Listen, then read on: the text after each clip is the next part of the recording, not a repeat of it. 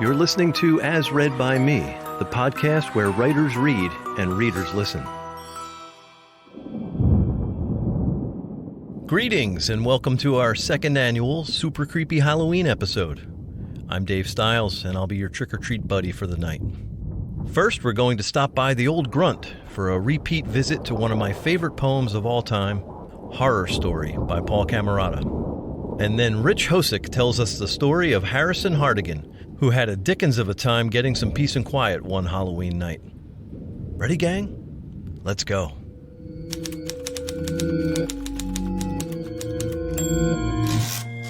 Hi, I'm Paul Camarata, and this is Horror Story, as read by me. To be more than a monster was once one man's dream, a revitalized man who loved coffee and cream. He baked the best quiches, award-winning scones, but spoke in a way that scared folks to their bones. From this predicament would eventually grow Frankenstein's Grunt, Cafe and Bistro.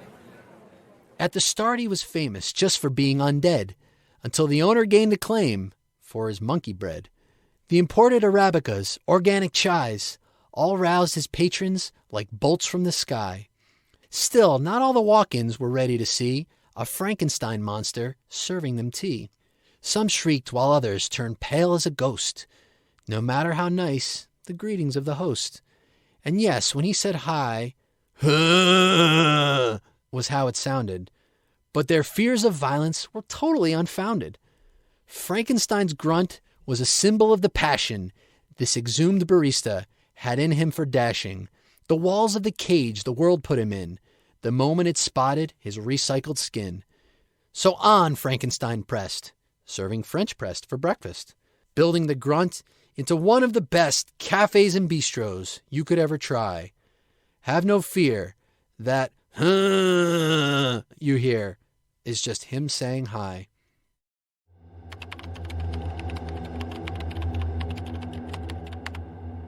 Hello, this is Rich Hosek. I hope you enjoy my Halloween tale, Tricked, as read by me. Harrison Hartigan hated Halloween. He hated the parade of costume brats ringing his doorbell, the proliferation of skeletons and spiders and tombstones in his neighbors' yards, the ubiquity of pumpkin spice-flavored everything everywhere he went. To be honest, that had more to do with Thanksgiving, which he also hated, but the plague of cinnamon, nutmeg, and allspice, it seemed, was starting earlier and earlier every year. Tomorrow was the cursed day. He had considered getting a hotel room or just taking a long drive somewhere else, but he was not going to be driven from his home just because of the commercialized observation of some pagan celebration. No, he would stand his ground. Let those trick-or-treaters come begging for candy and other treats. They'd get nothing from him. And if they were foolish enough to think a trick was an appropriate response, his garden hose was at the ready. Harrison turned out the lights and climbed into his bed. It was a particularly cold late October, but would that stop the sniveling little beggars from traipsing up and down his front steps, their tiny feet thumping across his porch? They would just throw winter coats over their costumes, so only their masks were visible. It made the whole ritual even more ridiculous. A strong wind howled outside his window. Maybe there would be a thunderstorm tomorrow. It wouldn't stop them, he knew, but it might slow them down a bit. He smiled at the prospect of a storm literally dumping cold water on their insipid plans as he closed his eyes, ready for sleep. "Oh, Harrison," a female voice whispered in the dark, "why does Halloween bother you so?" Harrison's eyes sprung open, searching the dark for the source of the voice. "Who's there?" A shimmering shape took form at the foot of his bed, a woman who appeared translucent. She was older, a bit heavy, with thin hair flowing loosely over her shoulders. She was wearing an old stained housecoat. "Hello, Harrison," she said in a soothing voice. "Who are you?" he asked. "It's me, Beatrice," she replied. "Beatrice?" "Beatrice Kaminsky." Harrison sat up, scrutinizing her diaphanous features. "Doesn't ring a bell," he said. "From school," she prompted. He leaned closer and squinted at her. "No, sorry. Can you be more specific?" Beatrice rolled her eyes in frustration. "You took me to the fall harvest dance at Bedford Falls High School." Harrison looked the apparition up and down, trying to connect the woman to his 50-year-old memories. "Bee," he said with a hint of recognition, "you really let yourself go." "I'm not here to date you," she said. "I'm here to warn you." "Warn me?" "You must mend your ways. You must embrace Halloween in the spirit in which it should be appreciated, as an affirmation of life." "Why?" Harrison asked. "Why?" Beatrice asked back. "What difference does it make?" "Well, the path you're on will only lead to isolation and unhappiness." "But I like being alone," Harrison asserted. "I hate people. They're so annoying. If I could afford to buy my neighbors' houses and demolish them, I would." Beatrice appeared flummoxed. "Do not dismiss my warning," she admonished. "You will only have this one chance to redeem yourself. There will be 3 spirits who will visit you. Listen to them. Learn from what they show you." "Wait a minute," Harrison interrupted. "Is this like a Christmas Carol thing?" "What?" "This sounds a lot like the whole Ebenezer Scrooge story. 3 spirits will visit you over 3 nights, blah, blah, blah." "No, this is nothing like that. This is about Halloween, not Christmas." Yes, but aside from that, basically the same thing, right?" Beatrice paused. She sighed, then nodded her agreement. "Yes, it's basically the same thing, but that doesn't mean you should—" "Why you?" Harrison asked. "Excuse me?" Beatrice asked back. "Well, I haven't seen you in over half a century," he said. "As I recall, we broke up after that dance. You were flirting with Kevin Spassky. Isn't there someone more relevant to my life that should be giving me this warning?" Beatrice looked behind her as if consulting some committee of ghosts in charge of such things. "No," she replied. "Well, no one that wanted to come see you." "So why did you volunteer?" "I was bored," Beatrice confessed. "And now, so am I," Harrison said. He settled back into bed and closed his eyes. "But I haven't finished the warning. The spirits, when they arrive, you must—" "Listen to what they say, change my fate, yada yada. Good night," he said with an air of finality. Beatrice shrugged and faded away. Harrison awoke the next day with a faint recollection of his encounter with the geriatric version of his high school sweetheart in the back of his mind. He did some chores around his house, then settled down in front of his television with a TV dinner and a beer to watch C-SPAN. They seemed to be the only programming among the hundreds of channels on his cable service that wasn't centered around Halloween. It was around 3 o'clock when his doorbell rang. Harrison ignored it.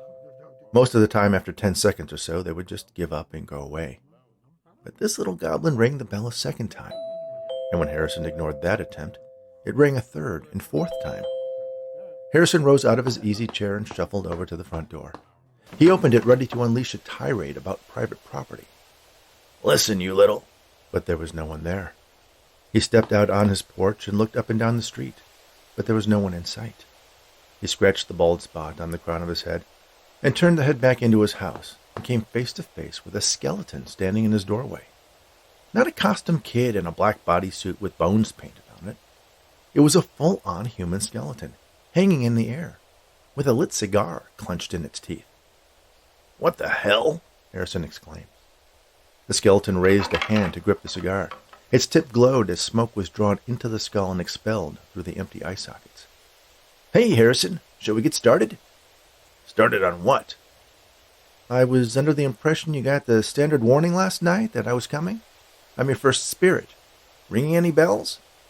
Harrison thought back to the odd experience from the previous night that was hanging onto the edge of his consciousness. "That was just a dream," he insisted. "Do I look like a dream?" the skeleton asked. "Well, frankly, yes," Harrison replied. "Granted, that's a valid interpretation," the skeleton conceded. "But most people think I was more of a bad acid trip." "I don't do drugs." "Of course not. Well, this is kind of what it would be like. Come on, let's get going. I have big plans later tonight, dancing around the cemetery with some friends." "Go where?" The skeleton reached out with a bony hand and placed it on Harrison's shoulder.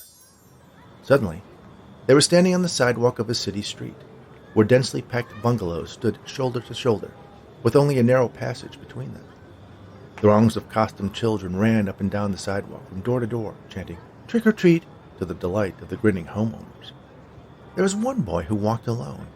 He was dressed as a clown and clearly not happy about it. Harrison realized the street they were on was the one he grew up on. and the boy standing in front of him was himself. He had wanted to dress up as a devil. There was a costume at the Woolworths he had coveted for weeks, and in the end his mother had decided he was going to be a clown, recycling a costume his older brother had worn years earlier. He trudged up the steps to a nearby house, rang the bell, then held open the pillowcase he was using to collect candy in. A smiling housewife opened the door. "Well, hello there," she said. "Is there something you wanted to say?" Harrison remembered resenting having to utter those vapid words. He never understood that part of the ritual. Reluctantly, he said in a low voice, "Trick or treat." A little girl in a princess costume peeked out from behind the woman. The woman dropped a single Hershey's Kiss into the boy's sack. "What's your name?" she asked. "Harrison," the boy replied. "What kind of name is that?" the little girl asked. "No, your first name," the woman said. "It is my first name," the boy insisted. The girl laughed at him. "He has his names backwards." The boy turned and walked away, continued down the sidewalk toward Harrison and the skeleton. "That's a cool costume," the boy said to the skeleton. "Is he supposed to be able to see us?" Harrison asked his bony guide. "No, he should be invisible," the skeleton said, scratching his skull with the phalanges. Harrison reached out and poked the boy with his finger, pushing the kid back a few inches. "Shouldn't be able to do that either," the skeleton confirmed. "Don't worry, kid," Harrison said to his younger self. "You'll have the coolest name in school when Star Wars comes out." "What's Star Wars?" the boy asked. "You'll see," Harrison said. The boy sighed and ambled off to the next house. Harrison knew he would visit every home in the neighborhood that night, gathering as much candy as he could. Then, a few months later, after the other kids had depleted their own supplies, he would start selling it off for a nickel apiece at school, and buy himself a disappointing pair of X-ray specs from the back of the comic. Harrison turned to the skeleton. "So, what was I supposed to learn from that?" he asked. The skeleton shrugged. "I don't know. It's one of those you'll know it when you see it kind of situations. It doesn't raise any sad memories from your childhood? Any regrets? Lost opportunities?" "Nope," Harrison replied, unmoved by the experience.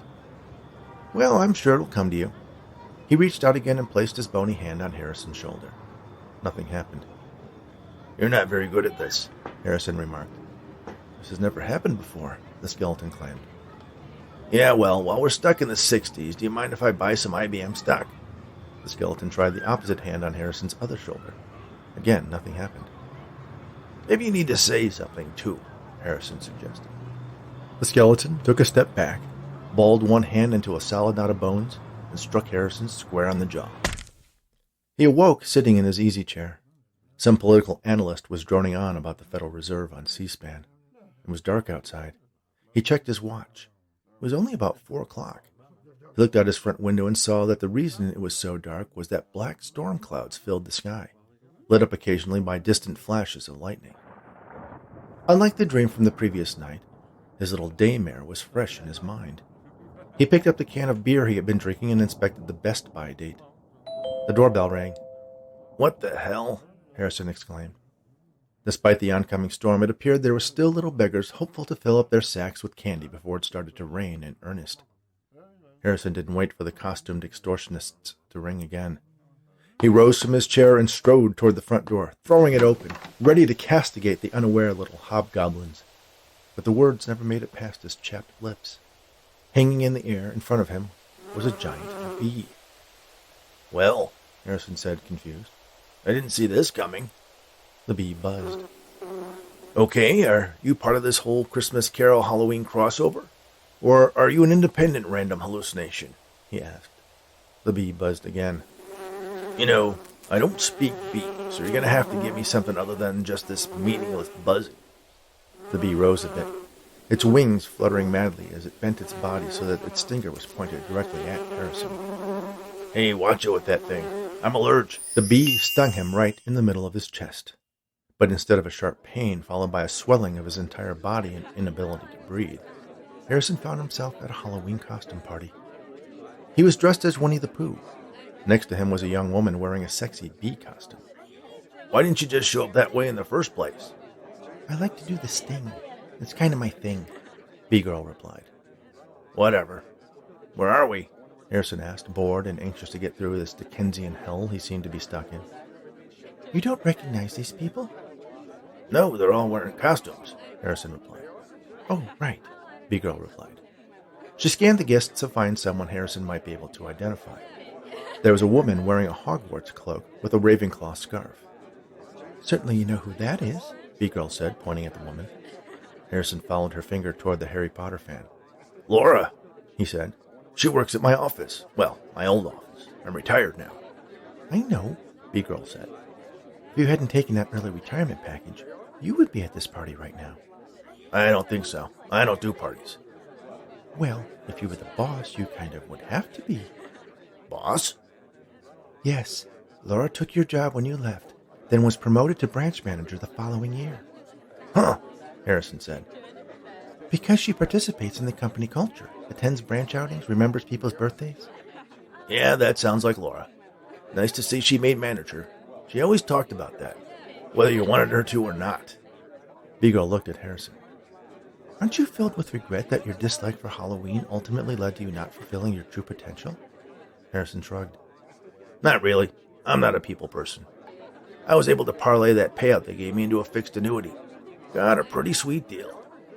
B-Girl sighed, frustrated. "Seriously? No lesson learned here at all?" Harrison shook his head. He spied a platter of stuffed dates on a nearby table. "Ooh, I love those," he said, reaching for the hors d'oeuvres. His hand passed right through them. "Great. Now it works the way it's supposed to." "You know, you don't deserve this chance to change your life," B-Girl said. "Never asked for it," Harrison replied. "Are we done here?" B-Girl transformed back into a giant flying bee and jammed her stinger into his chest. Harrison awoke in his easy chair. He rubbed at his chest where he could still feel the sting of his most recent visitor. "Ah, geez, whatever happened to the ghosts who were just sheets with 2 eye holes?" he wondered aloud. The doorbell rang. Harrison rolled up out of his chair and shuffled toward the door. "Coming," he said. "Keep your pants on, or whatever it is you're wearing." He opened the door. Standing on the porch as it started to rain was a man in a Batman costume. Well, not really an official Batman suit. It was obviously some unlicensed ripoff. "Harrison Hartigan," he said in an imitation of Christian Bale's version of a superhero. "I am the spirit of Halloween yet to come." "Right, got it," Harrison said. "Let me save you some time. No matter what you show me, I'm not going to embrace Halloween. I just don't like it. I don't like the themes, the excuses for kids who extort their neighbors for candy, adults who use it as an opportunity to wear wildly inappropriate or sexualized costumes. I just don't get it. Never will. Don't want to. So, thanks for the effort, but I'm going to go back to my chair and watch C-SPAN." He closed the door on the dime store superhero and turned around to head back to his chair. The doorbell rang again. He opened the door. "Listen, really, you can stop with the whole—" But there was no one there to talk to. The ghost had disappeared. Harrison leaned out to peek up and down the street, but the spirit of Halloween yet to come had gone. Lightning lit up the horizon, and a clap of thunder rolled in a second later. "I'm never drinking your old beer again," Harrison promised himself. Then there was a sound that was wholly unexpected. "Who?" said a small voice from below. The shout surprised Harrison. He looked down and saw a small child in a classic ghost costume, simply a sheet with 2 eye holes cut into it. The old man stumbled backwards, tripping over the area rug at his feet just inside the door, and fell heavily, banging his head on the corner of the small table where he kept his keys and unopened mail. The impact indented his skull deeply, and turned his head in such a way as to twist his neck in just the right way to snap his spinal cord, killing him instantly. It took a moment for Harrison to realize what he was looking at. He looked so unnatural with his body facing one way and his head another. But there was his dead body, laying lifeless at his feet. "That's what I came here to warn you about," the fake Batman said. Harrison looked over and saw the ghost standing next to him. "If you had just let me finish." "Yeah, well, I was always stubborn like that." "Tell me about it," the ghost Batman said. The young kid in the ghost costume walked tentatively up to Harrison's body. "Are you all right, mister?" he asked. "No, kid, can't you see my head is halfway twisted off?" Harrison replied. The child evidently heard him, because he ran out of the house screaming and kept on running down the street until he was out of sight. "I didn't think you would be able to hear me," Harrison said to Ghost Batman. "You shouldn't have. Things have been wonky all night, though," the ghost explained. "Well, what's next?" "You know, the afterlife. It's It's not too bad if you can find something to do. Any recommendations? Harrison asked. Well, there is an opening if you're interested. Our Ghost of Halloween Present quit tonight. Thanks for joining us. If you liked Rich's story, I've got good news. There's plenty more where that came from. You can listen to all of Rich's amazing stories on the Bedtime Stories for Insomniacs Fiction podcast. It's available on all podcast platforms and Audible. And to find out more about our podcast, you can always visit asreadbyme.com. If you're a writer and would like to read your work on our show, send an email to writers@asreadbyme.com. And if you like what we're doing and would like to help us avoid the scary proposition of commercials, consider making a donation by going to patreon.com/asreadbyme. Hope you have a safe and happy Halloween.